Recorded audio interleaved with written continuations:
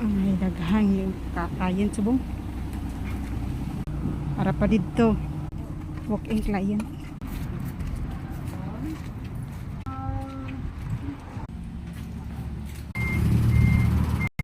Road test ng client. Try. Final.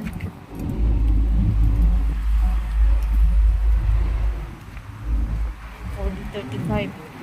Itong isa ma-pull out.